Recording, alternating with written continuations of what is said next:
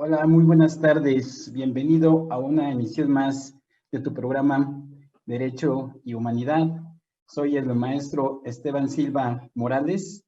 El día de hoy, 19 de octubre del año 2020, y siendo las 16 horas con 5 minutos, damos por inicio tu programa Derecho y Humanidad. El día de hoy nos permite estar con nosotros el maestro Luis Armando Castañeda. Maestro, muy buenas tardes. Muy buena tarde, maestro. Muy buena tarde a todos, todo tu auditorio. Es un gran gusto estar aquí contigo en el programa de Derecho y Humanidad. Y como siempre, aquí estoy a tus órdenes. Gracias, maestro. Gracias por acompañarnos el día de hoy. En verdad, una gran experiencia con este tema, el cual nos va a hablar el día de hoy, que se deriva sobre el tema matrimonio, alimentos, guardia y custodia. Un tema en la materia de derecho familiar. Para esto, permítame, maestro, leer un poco de su semblanza, Lo voy a porque agradecer. en verdad su semblanza es muy amplia, muy reconocido dentro del instituto, ¿verdad? Y muy querido también por sus alumnos. Muy bien, maestro. El maestro Luis Armando Castañeda es licenciado en Derecho, es maestro en tanatología, tiene certificación como docente a nivel internacional, tiene la especialidad en Derecho Familiar y en Derecho Penal. Asimismo, labora en el bufete de abogados como postulante socio bufet Roosevelt y asociados. Asimismo, catedrático de Limpo y MES. Nuevamente, maestro Luis Armando, bienvenido. Y pues bueno, vamos a dar inicio a este interesante tema. Matrimonio, alimentos y guardia custodia. Un tema interesante para todos los alumnos y público en general que precisamente se interesa sobre este tema, y asimismo para los que realizan su especialidad o su maestría en Derecho Familiar. Maestro, como de manera introductoria, ¿qué es lo que vamos a ver el día de hoy en su programa con este tema? Muchas gracias, maestro, como siempre. Mira, en sí yo tengo un gran interés y una gran responsabilidad en lo que respecta precisamente a la licenciatura en Derecho y a las maestrías. A la maestría en Derecho de Familia y Derecho Penal, en las cuales tengo la gran fortuna de también formar parte como la base docente. Muy especialmente en lo que respecta a mis alumnos de licenciatura, a toda la gente que nos acompaña y que, como adecuadamente lo mencionas, tienen interés en este tema, es la razón por la cual vamos a manejar la temática de matrimonio, pensión alimenticia y guarda y custodia, en el sentido de que es de gran relevancia para el conocimiento de todos nosotros, pero sobre todo para quienes estamos en formación. Conocer estos temas, la idea es crear un apoyo hacia todos y cada uno y obviamente aportar. No voy a mencionar que les voy a enseñar algo, definitivamente no estamos en clase. Simple y llanamente mi participación la considero desde el punto de vista de un apoyo en todo lo que todo lo que estamos viendo en la carrera y obviamente en el ámbito profesional, desde mi punto de vista, desde mi experiencia profesional en la postulación en materia familiar. Esa es la temática. Muy bien, maestro, pues iniciemos con esta parte sabemos que dentro de lo que es esta parte del derecho familiar, sabemos que está constituido precisamente por una ley que precisamente respalda, en este caso, a todos los individuos, ¿no? Derivado precisamente en poder cubrir y proteger esos alimentos, esa guardia, esa custodia, y más que nada derivado a los menores, ¿no? En este caso, sabemos que dentro de una familia constituida como parte de este sistema o núcleo, porque ya actualmente el concepto de familia también ya está muy, de alguna manera, derivado de todos estos cambios que se han dado, no hay uno como tal, ¿no? Ya hay varios conceptos de familia. Entonces podemos ver que de ahí se deriva esta parte también constituida del matrimonio, porque también el matrimonio así como que también ya ha ido tomando otros rumbos, ¿no? Ya así como que muchos ya no desean precisamente constituir el matrimonio, muchos ya en unión libre, pero al final no deja precisamente de generar y solventar estos derechos que tienen los menores. Así es, maestro. ¿Usted qué nos dice? Efectivamente, Una de las temáticas principales es precisamente reconocer que la familia como tal está en un menoscabo total, a nivel social, a nivel familiar inclusive. La mayoría de nuestros jóvenes no pretenden casarse. Y es normal también, tienen una experiencia de vida que han vivido, que han tenido, tanto en el seno de su propia familia, en lo personal, pero también a nivel social, con los grupos y las personas que les rodean, en los cuales el matrimonio como tal no ha funcionado de la mejor manera. El matrimonio se crea originalmente y se maneja de esa manera como la unión de un hombre y una mujer, un varón y una mujer, con la finalidad de la procreación, la continuación de la especie. Y es un precepto que se manejó siempre. Si recordamos la epístola de Melchor Ocampo al momento de contraer matrimonio, así lo mencionaba: varón, mujer, esposo, esposa. Sin embargo, en la actualidad pues nos encontramos que efectivamente tenemos tres tipos de familias diferentes. Una que es la familia heterosexual, la familia homosexual y la familia lésbica. Es importante que lo mencionemos y que lo reconozcamos, porque no es un matrimonio independiente para cada aspecto, es uno solo. Es un solo matrimonio y es importante que sobre todo que nosotros como juristas lo entendamos para que posteriormente lo hagamos partícipe a toda la sociedad y nos evitemos todos los conflictos que, como mencionabas también acertadamente, derechos humanos nos maneja. ¿Ok?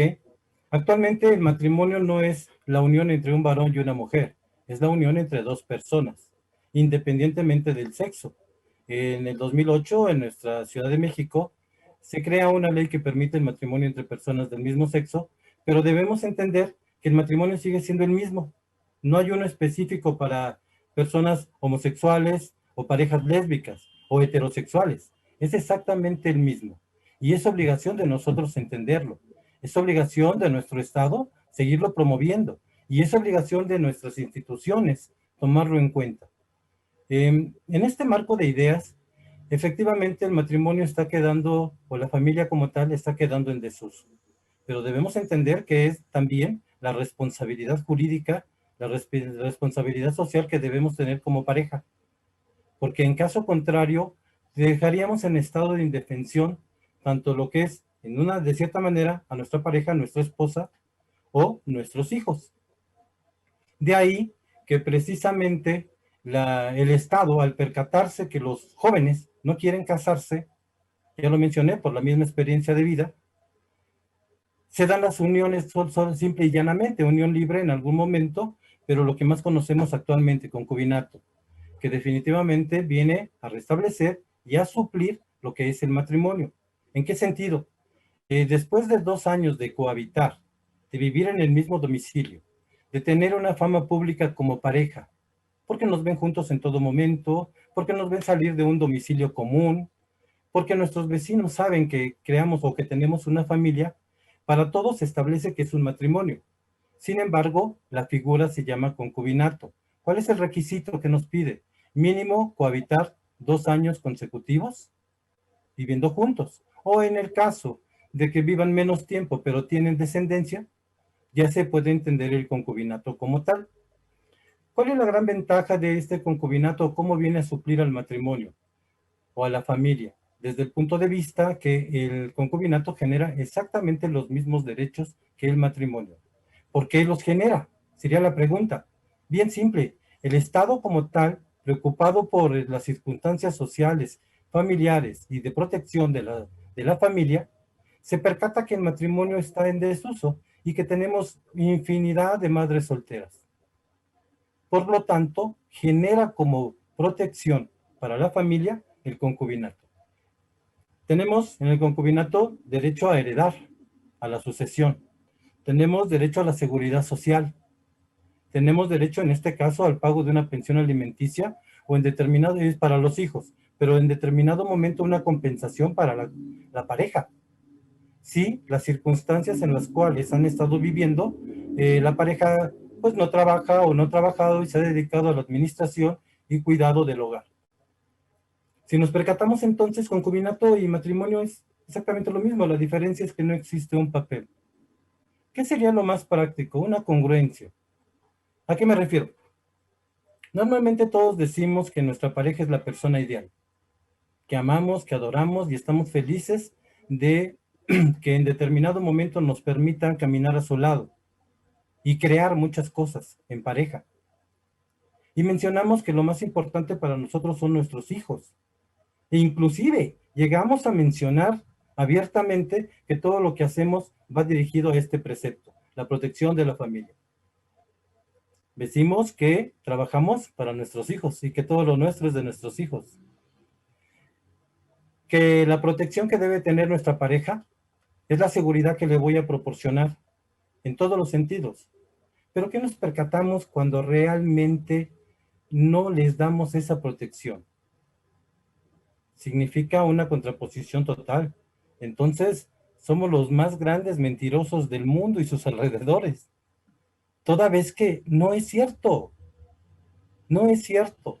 Si no les damos esa protección civil, como podría ser el matrimonio, o en su caso el concubinato, es decir, una relación estable, ¿qué congruencia podría haber entre todo lo que yo menciono, todo lo que yo digo y la realidad que estamos viviendo? Sirva esto como un antecedente para el tema o los temas que vamos a manejar en unos momentos más. En el sentido de que al no haber congruencia, no hay ninguna estabilidad.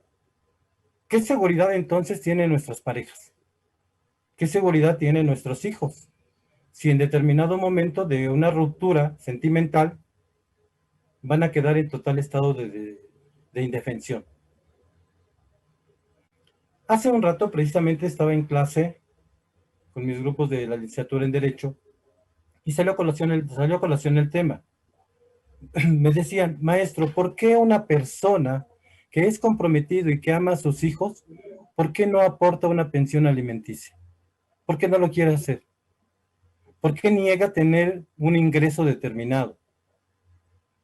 Yo les mencionaba que desde el punto de vista no jurídico, sino emocional, es un conflicto muy grande que se da entre la pareja. Vivieron un proceso a efecto de disolver esa relación. Y en ese proceso, uno de los dos o los dos tienen un rencor, una molestia en contra de su expareja, pero no lo pueden solventar amenazando, golpeando, lesionando, de ninguna forma, porque totalmente está protegido la mujer y nosotros como varones también cuando hablamos de violencia familiar. ¿Qué es más fácil? Pegarles en donde más les duele. ¿Y en qué nos duele? En nuestros hijos. Es más fácil dejar de dar una pensión, aunque se pueda manejar, porque aparentemente se deja en estado de indefensión a los hijos. Y eso es relativo, porque en el momento que se dan las convivencias, se les aportan todo. Les pagan todo, les compran todo, hacen todo lo que tiene que ver. Sí, pero esos dineros no pasan por manos de la expareja. ¿Qué puede haber más doloroso que en determinado momento un varón, el padre de los menores, le mencione a la esposa, en la convivencia voy a pasar por los niños el sábado a las 4 de la tarde y los regreso el domingo a las 6 de la tarde? Estamos en común acuerdo. Quizá ya tenemos una sentencia en ese sentido de la guardia y custodia y de la pensión alimenticia y es acorde. ¿Cómo le pegan a la mujer? No yendo, no presentándose por los menores. ¿A quién afecta directamente? A los menores. Pero ¿a quién afecta de forma singular o paralela? O más todavía, a la madre de los menores. Es Así es, importante maestro. que vayamos aterrizando este punto y es parte de lo que quiero mencionar. Sí, sí, es muy interesante, maestro. Sí me gustaría que ahorita regresando de la pausa, siguiéramos ahora sí hilando estos comentarios que usted nos hace, porque desafortunadamente a veces desconocemos de todo este procedimiento y se piensa que, y la mujer piensa que ya no tiene derechos o queda desamparada junto con los hijos y que derivado a que el hombre precisamente conforme a derecho no aporta lo que le corresponde, pues piensan que ya no va a poder ser así. Entonces vemos que ahorita con lo que nos dice, pues sí, a la ley asimismo protege estos derechos dentro de lo que son los hijos, ya sea de manera de concubinato o ya sea en el matrimonio, como usted nos dice, maestro. Bueno, vamos a regresar y no te vayas, estamos en tu programa Derecho y Humanidad, estamos dialogando con el maestro Luis Armando. Regresamos.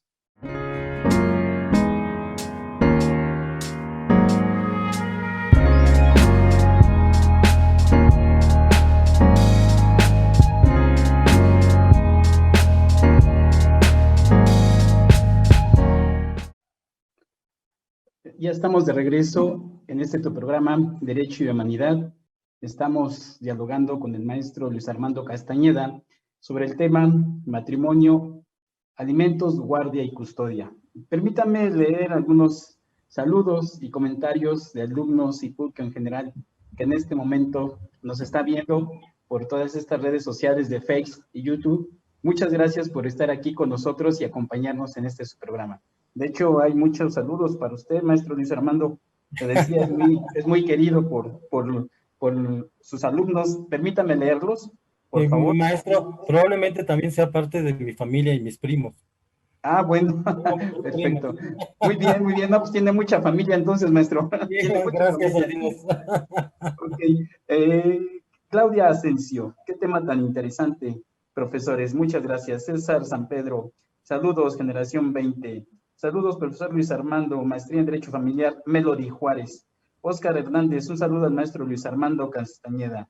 Silvino Morales, buenas tardes. Saludos por ambos profesores. Excelente tema, generación 22, plantel Montevideo de Derecho. Lisbeth Castro, saludos, generación 24 de Derecho. Javier Martínez, generación 24, saludos, profesores. Ortiz Rodríguez Marisol, saludos, maestro Luis Armando, un gusto escucharlo, y a usted también, maestro Esteban.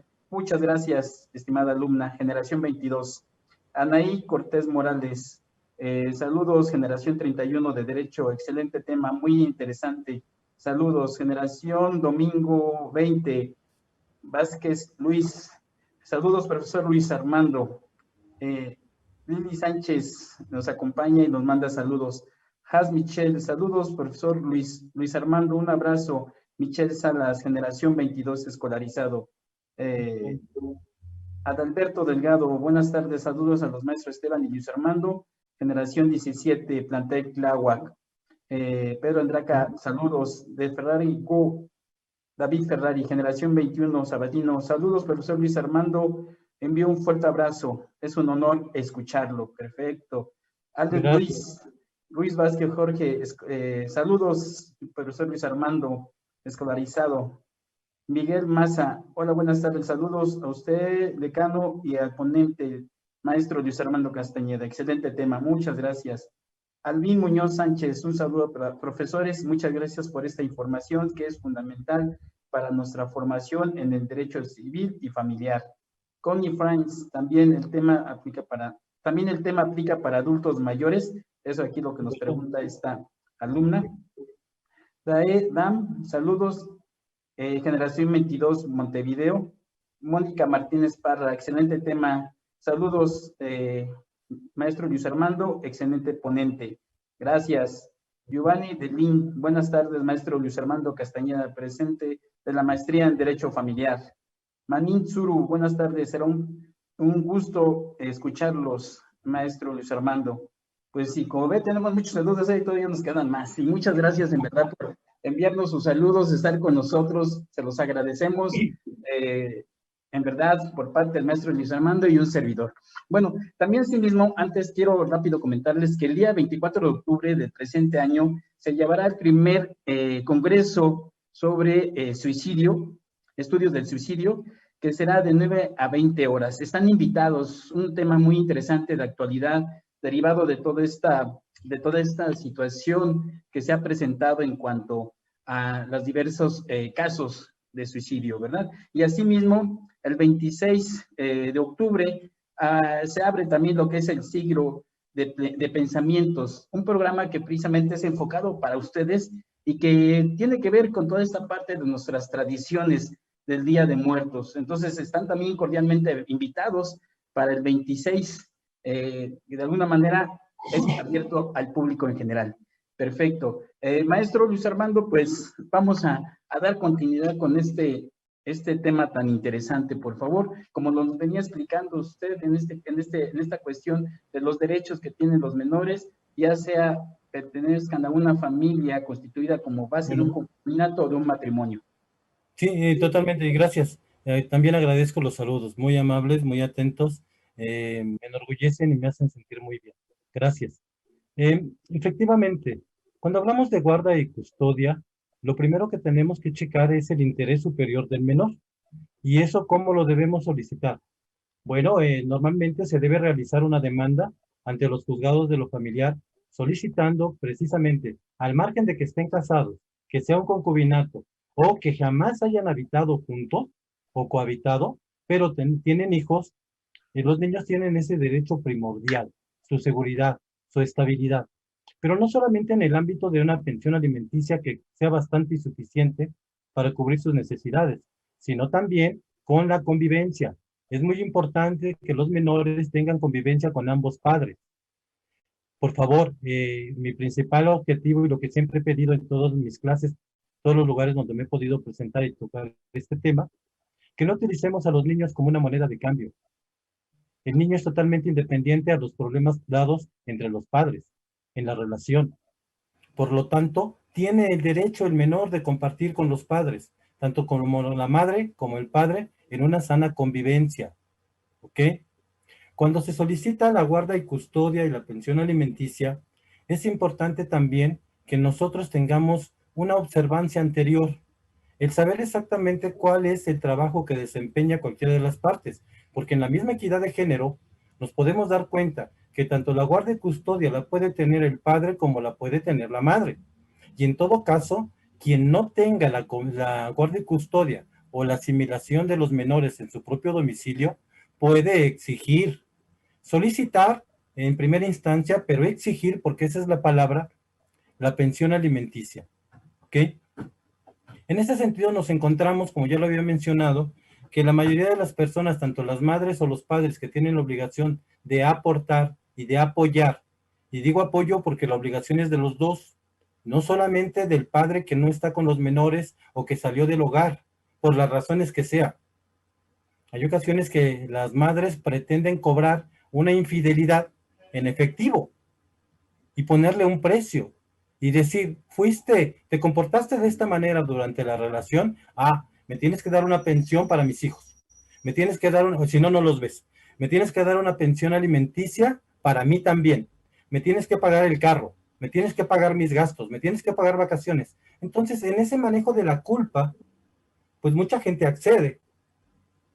La circunstancia aquí es que no se está obligado a pagar el 100% de los gastos de los menores. Es una responsabilidad compartida. Y tenemos que ser como abogados postulantes, como licenciados en derechos postulantes, acordes y no vender falsas esperanzas, no vender milagros a nuestros clientes con tal de tener un cliente, porque al final de cuentas no se va a lograr.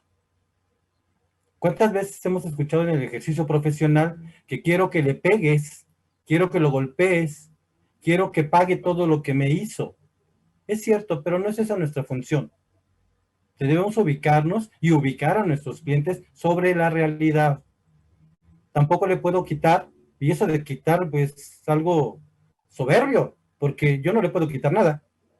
Tampoco puedo solicitarle al juez que por concepto de pensión alimenticia se le descuente de sus percepciones un 60, un 70 o un 80% de los mismos. Es ilógico. La persona también tiene que vivir, la persona también tiene gastos, la persona también tiene que comer. Entonces debe ser acorde, pero lo importante aquí es el cumplimiento de esa pensión alimenticia. ¿Cómo? Solicítenla por medio de un juez de lo familiar. Se pueden hacer convenios extrajudiciales por fuera. No tenemos ninguna certeza y no tengo ninguna garantía del cumplimiento. Luego entonces, si en alguna ocasión ya falló o ya faltó, lo va a seguir haciendo.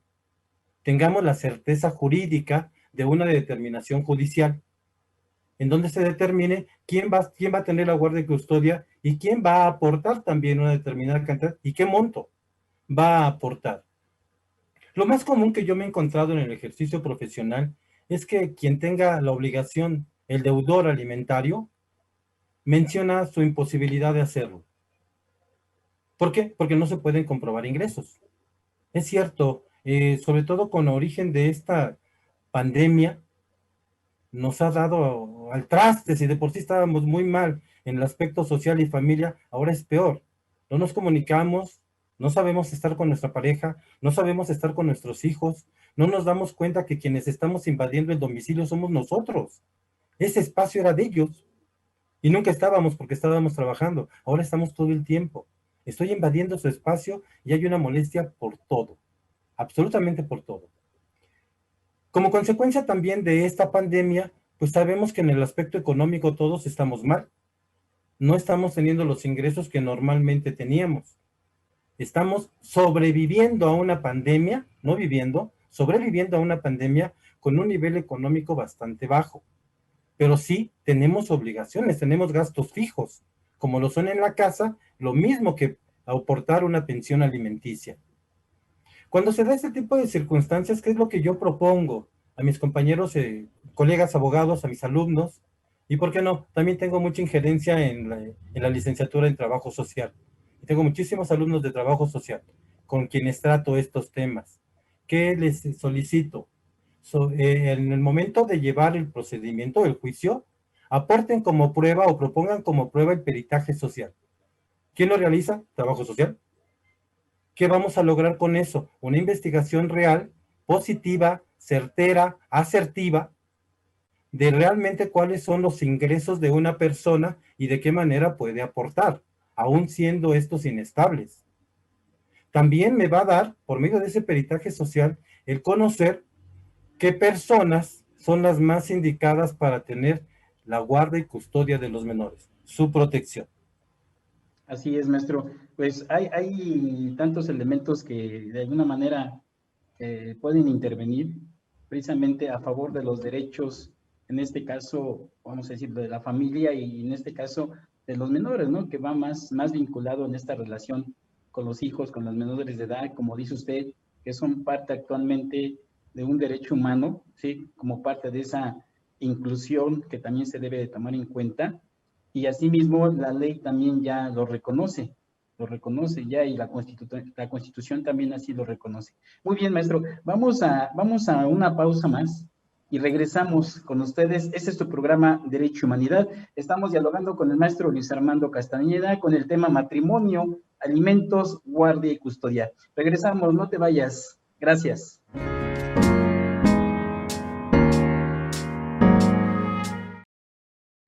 Gracias, ya estamos de regreso en este tu programa Derecho y Humanidad.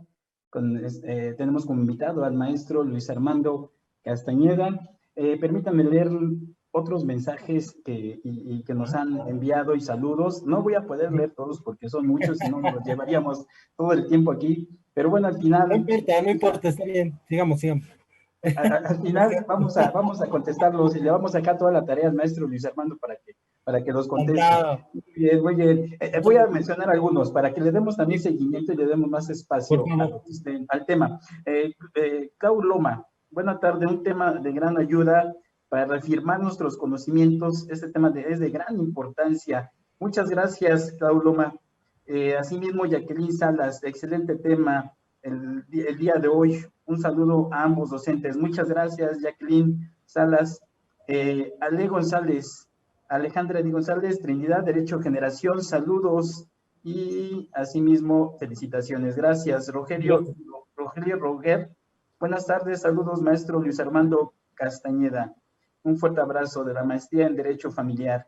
Margarita Cortés, maestro Esteban, saludos, muy interesante tema para el trabajo social, para dar un mejor apoyo a la comunidad. Así es, como lo comentaba hace un momento el maestro Luis Armando.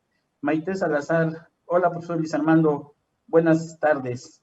Jeremy Girón, saludos para los dos superprofesores, muchas gracias. Jeremías Girón, de la generación 17 Sabatino, gracias.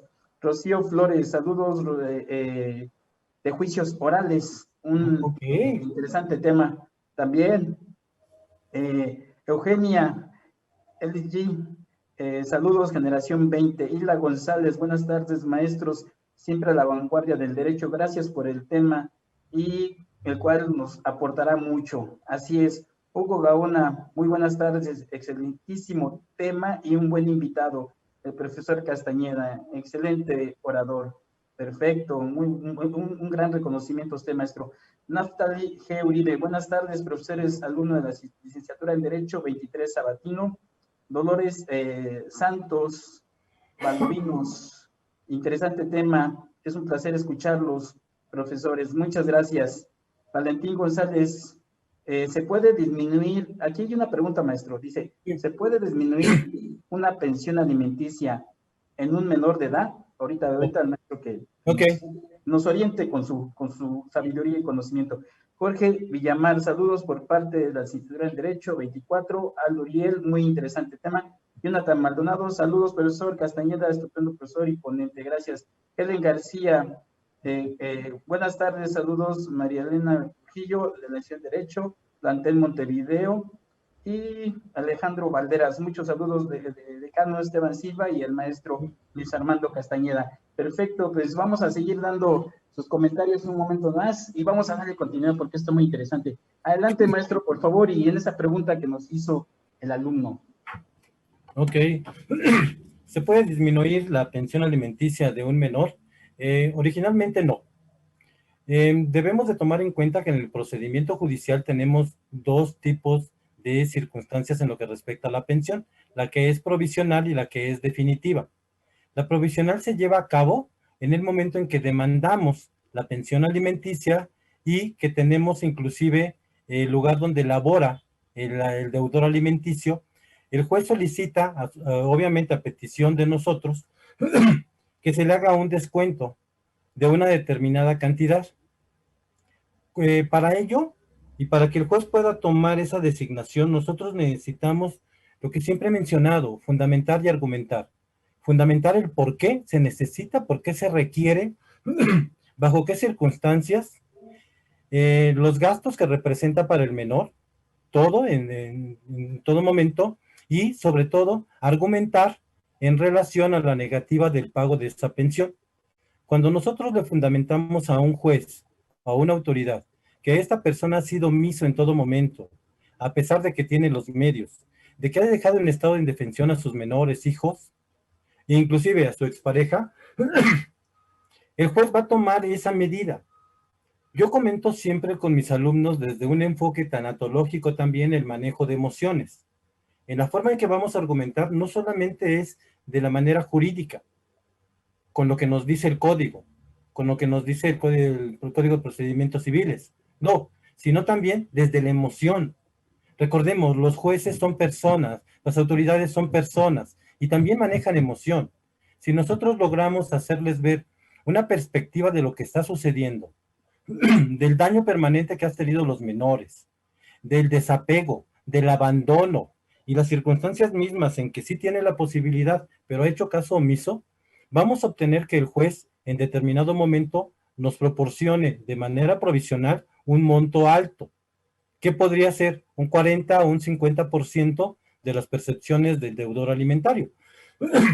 Sin embargo, posterior a ello se va a seguir el procedimiento. Y en ese procedimiento vamos a ofrecer y a desahogar pruebas. Si en determinado momento el deudor alimentario puede acreditar, por principio de cuentas, otro tipo de gastos, lo más común, el tener otra familia y mantener a otras personas, el mantenerse a sí mismo, el estar enfermo. En esos casos sí podría disminuir esa pensión alimenticia provisional. ¿Ok? ¿En qué estriba también ello? En el monto o los montos que reciba como pago la persona que tiene en custodia a los menores. Si tiene ingresos, ¿qué tipo de ingresos tiene? ¿A cuánto ascienden sus ingresos? Porque recuerden, es una responsabilidad compartida. En ese marco de ideas, sí podría ser que al final, al dictar una sentencia, se pudiese bajar la pensión provisional en base también a las necesidades del deudor. Recuerden que nadie está obligado a lo imposible. El pago de una pensión alimenticia se toma en cuenta en base a las necesidades del acreedor, los menores, y a las posibilidades del deudor. Ahí sí podría bajar una pensión. Pero cuando ya se dictó una sentencia o cuando ya se llegó a un convenio en el cual voluntariamente se aceptó con la finalidad de terminar el conflicto, la guardia y custodia que va a tener una persona determinada, cualquiera de los dos padres, y el pago de una pensión alimenticia, siendo menor de edad, no podría bajar, no podría disminuir, salvo excepciones muy claras. ¿Qué podría ser? Pues que no tenga trabajo. Si no tiene trabajo, o si está enfermo y no puede trabajar el deudor alimentario, pues sería poco factible que pudiera seguir cumpliendo en la misma proporción. Pero ¿cómo se debe entender eso? Ah, bueno, ok, tenía que pagar, se me ocurre algo muy simple y común, 4,000 pesos mensuales. No tiene trabajo ya en este momento, es una persona enferma, pero está aportando 1,000 pesos, 1,500, 2,000 pesos, o va fluctuando en base a sus percepciones, a lo que puede ganar, pues por lo menos estamos viendo que tiene el interés. ¿Puedo solicitarle al juez el cumplimiento real? Sí, aunque obviamente también le estamos dando la oportunidad de defenderse. Todos tenemos ese derecho. La misma Constitución dice el derecho de audiencia, el derecho de poderse defender en todo momento.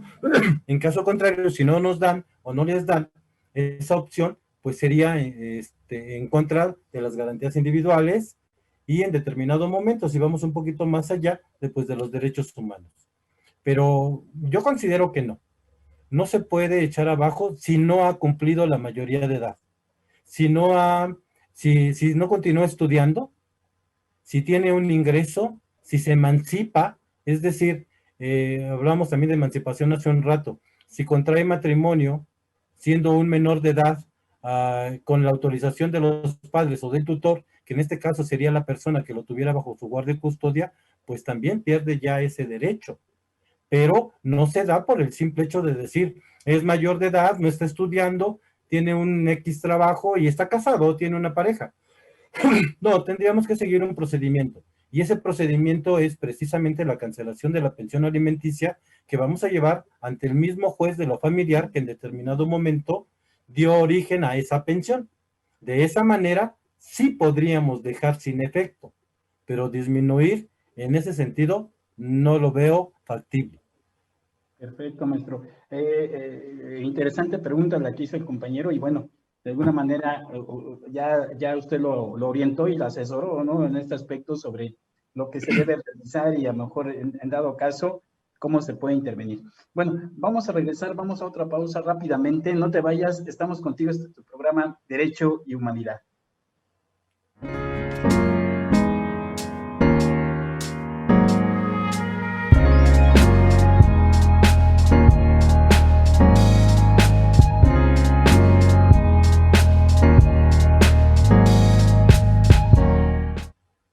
Estamos de regreso a tu programa Derecho y Humanidad y bueno, vamos a darle seguimiento al tema que está exponiendo el maestro. En este caso, los saludos los vamos a contestar. El maestro tiene mucha tarea para poderlo hacer, pero aquí lo importante es darle esta continuidad. Adelante, maestro, en lo que usted nos estaba comentando, ¿no? De Sí. esta importancia del alumno que hizo esa pregunta. Efectivamente, precisamente mientras estábamos esperando a ingresar nuevamente, recordé un asunto que recién concluí, en donde precisamente me pedían la cesación de una pensión alimenticia.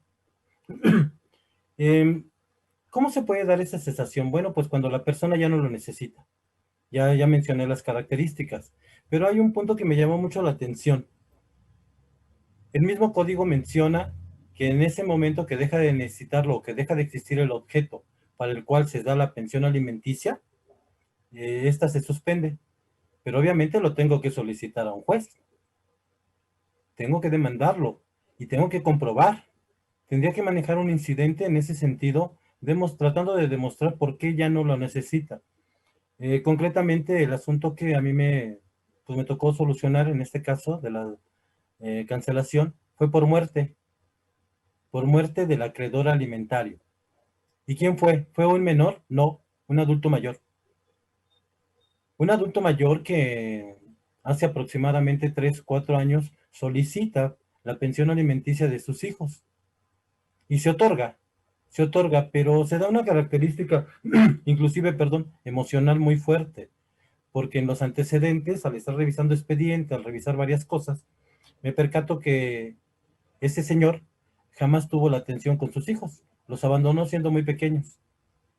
Estaban en contacto, pero nunca les atendió, nunca les ayudó, tenía otras familias y nunca aportó. Pero en el momento en que se ve, pues, un adulto mayor, con achaques, con enfermedades y etcétera, etcétera, solicita el pago de esa pensión. ¿Ok? Y se lleva a cabo. Inclusive se le aporta también lo relativo a la seguridad social, la atención médica, porque no la tenía. Se termina precisamente pues, por algo triste, la muerte. En el momento en que yo acredito, en base a una investigación, porque el señor no aparecía por ningún lado, yo intenté hablar con él, precisamente para ver de qué forma le podíamos ayudar, cuando me di cuenta de cuáles eran las circunstancias reales. Eh, Mi posición no solamente es solucionar esos conflictos, sino trato siempre, dentro de las posibilidades, si puedo, pues apoyar, independientemente de cuántas sean las circunstancias entre ellos. En investigación, compruebo por medio del registro civil que la persona murió y se cancela la pensión. Es otra de las formas de cancelarlo. Me quedé pensando también en la pregunta, ¿se puede cancelar la pensión para un niño o para unos niños? No. ¿Puede disminuir? No. Pero hay una forma en que sí puedes disminuir. Cuando existen dos o más acreedores y alguno de ellos tocando el punto precisamente de la muerte, cuando alguno de ellos fallece, sí se puede solicitar la disminución de la parte proporcional que le correspondía a este menor. Y luego entonces el ingreso de la familia se va a ver disminuido. Ah, pero si en el mismo proceso tenemos tres menores, uno de ellos fallece, otro está vivo, y el otro más está vivo también, pero ha dejado de necesitarlo porque ya se dieron las características que no estudia, que no trabaja, que lleva una vida independiente, y se puede comprobar, sí se puede disminuir y quedaría solamente un acreedor alimentario, pero este no obtendría el 100% que representaría de los tres, sino solamente lo que le corresponde. Y la disminución sería en relación a los dos que ya no lo requieren. ¿Ok? Es muy interesante hablarte de pensión alimenticia, pero también es importante situarnos. ¿De qué lado estamos? Del asunto que estamos tratando, ¿de qué lado estoy? ¿Estoy a favor de obtener la pensión alimenticia o a favor de la persona que tiene la obligación de no pagarlo? ¿De qué manera me voy a dirigir? Sobre todo desde el punto de vista ético. ¿Lo tomo o no lo tomo? ¿Ayudo o no ayudo? En algunas ocasiones, cuando me he encontrado en esas circunstancias de que estoy con el acreedor, con el deudor, perdón, ¿qué es lo que trato de hacer? Hacerle ver que es para sus hijos, hacerle ver desde el punto de vista de la emoción también,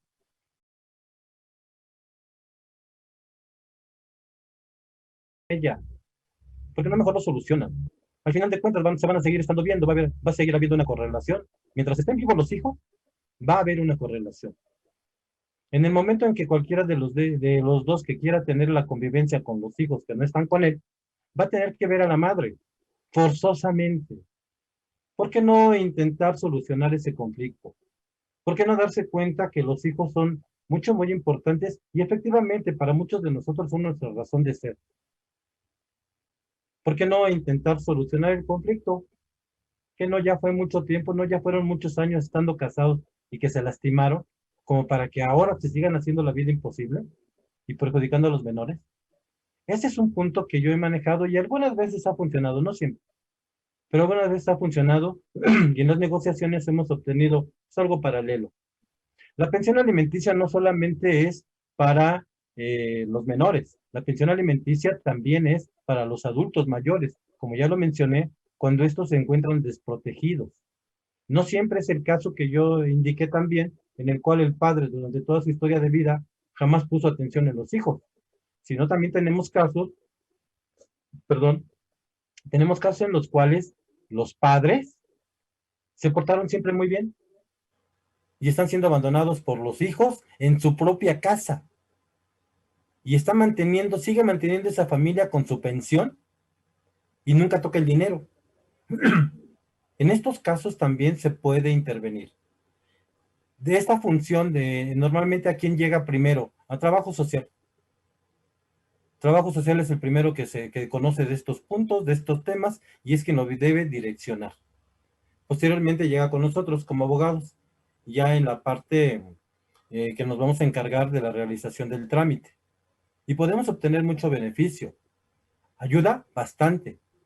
¿El adulto mayor tiene derechos? Sí, igual, así como hablábamos de los derechos humanos de niños, niñas y adolescentes, también tenemos el derecho del adulto mayor. En alguna ocasión también lo hemos comentado en pláticas personales, totalmente independientes a la cátedra, donde dejamos bien claro sus derechos, su protección, pero sobre todo también su protección desde el ámbito jurídico, que es un punto primordial. Nosotros, como mencionaba, debemos ser objetivos, realmente hacernos un planteamiento, ¿qué es lo que queremos hacer? ¿Y de qué forma puedo ayudar?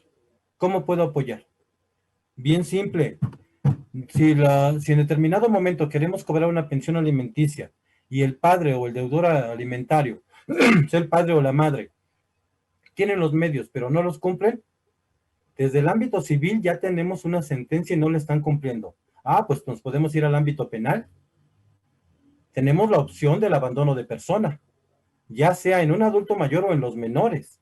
Y si en determinado momento se niega a proporcionar alimentos a pesar de que tiene la obligación, se puede proceder penalmente e iniciar una denuncia penal, que al momento de ser judicializado, vamos a obtener la detención y en ese momento podemos tener la opción de una negociación o de llegar a solucionar el conflicto, siempre y cuando pues cumpla con su obligación conforme lo que ha dejado de pagar y a su vez me garantice por lo menos, bueno, no a mí, garantice a su familia por lo menos por un año el cumplimiento de tales efectos.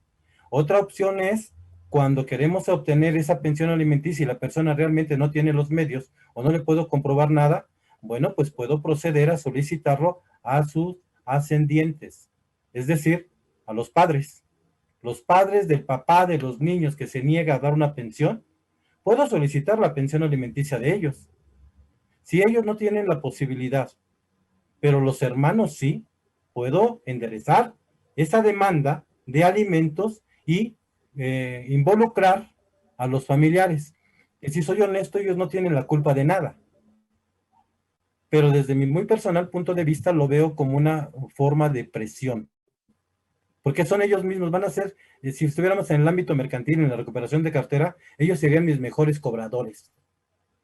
No yo. El asunto lo solucionarían los hermanos.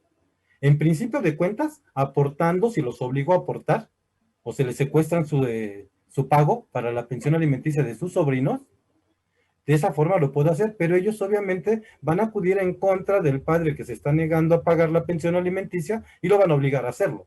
O, por lo menos, a reembolsarles los dineros que a ellos se les está descontando por este concepto. Como podrán ver, es sumamente interesante esta temática, es muy amplia. Quienes estamos inmersos en el derecho familiar o el derecho de familia, estamos preocupados precisamente por ese núcleo que te hacías mención, maestro, en un principio, ese núcleo social tan representativo, tan fuerte, y que estamos dejando en desuso, que estamos dejando desprotegido. La posición de nosotros como maestros en derecho de familia, como licenciados en derecho evocados al ámbito familiar, debe ser de contribución, debe ser de tratar de solucionar el conflicto, no de hacerlo más grande, no crear problemas donde no los hay. Y sí, en todo caso, buscar la forma alterna de solucionarlos. Hay diversas, hay diversas. Para mí es muy importante los mensajes y los saludos que acaban de hacernos a ambos y sobre todo a la integración de este programa que representa la Academia de Derecho, de la Licenciatura de Derecho, de la Maestría en Derecho de Familia y la Maestría en Derecho Penal, porque está viendo la intervención directa de nuestros alumnos, de nuestros educandos, o como yo siempre he dicho, de nuestros licenciados en Derecho en formación, de nuestros maestros en Derecho Familiar en formación. ¿Por qué? Porque esta temática, al retomarla a ellos, al darnos los puntos de partida, nos permiten dar elementos que no vemos normalmente en una cátedra, que en la universidad, que en la escuela, en el aula no lo vemos. ¿Por qué? Porque es una temática totalmente independiente, en donde como siempre estoy mezclando, y lo digo de forma directa, la tanatología y el derecho, desde el manejo de las emociones y la forma en que nosotros debemos proceder para la defensa de nuestros clientes. Así es, Esa es mi maestro. temática, maestro. No, así es, no cabe duda que es un tema muy interesante y le vamos a dar continuidad porque también todavía nos Por faltó favor. hablar, esto es muy extenso. Por ejemplo, aquí a lo mejor nos faltó abordar un poquito más también de guardia y custodia, que es muy interesante, que va Claro. precisamente relacionado con esta parte. Entonces, mire, derivado del tiempo, híjole, yo creo que vamos a Más bien vamos a darle seguimiento con otro programa, maestro. Lo Hacemos vamos a otra dejar cita. ahí, no lo vamos a cerrar, lo vamos a ¿No? dejar ahí Lo dejamos abierto. abierto.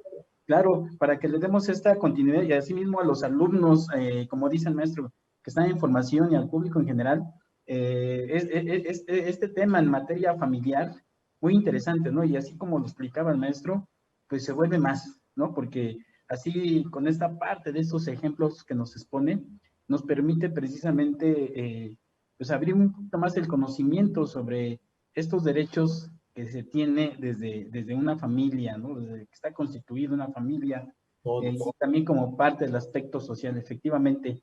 Muy bien, maestro, pues el tiempo se nos fue rápidamente. Híjole, la verdad, eh, deberían darnos 2 horas en el programa, pero bueno. Pero Maestro, bueno, en todo caso, yo en lo personal sí me encantaría que pudiéramos seguir tocando este tema. Me comprometo a que en el momento en que tú lo dispongas, mi querido amigo y maestro, yo estoy a tu disposición como siempre, y con mucho gusto podemos plantear esa temática desde un punto de vista más profundo. Podemos abocarnos inclusive a todas esas preguntas que quedaron en el aire y que agradezco infinitamente a todos y cada uno de los que se tomaron la molestia de felicitarnos o de hacernos alguna pregunta. Podemos retomarlo y en base a eso, pues yo me comprometo a estar directamente contigo como siempre. muchas gracias, maestro. Yo sé que con usted siempre contamos esa participación y lo vamos a hacer lo más Gracias. pronto posible, ¿eh, maestro? Bueno, A tus pues antes que órdenes. nada, ya para retirarnos, quiero invitarlos al siguiente programa del lunes 26 de octubre, que va a estar con nosotros el maestro Álvaro Trejo Montiel, que nos va a hablar sobre esta parte del interrogatorio. Un tema muy importante, el interrogatorio, no nada más porque muchos lo ven que en materia penal, no es en cuestión de No. todas las materias del derecho. Muy importante este tema. No nos dejen de sintonizar, al contrario, muchas gracias por todo su apoyo y por todos esos saludos y se los agradecemos tanto. Entonces, nos estamos viendo la próxima semana. Maestro, les mando un fuerte abrazo. Gracias por estar aquí con nosotros. El maestro, el licenciado Daniel, muchas gracias también por acompañarnos ahí atrás de la cabina. Se les agradece mucho. Y nos vemos, primero Dios, la próxima semana, el lunes 26, en tu programa Derecho y Humanidad. Gracias. Gracias, buena tarde.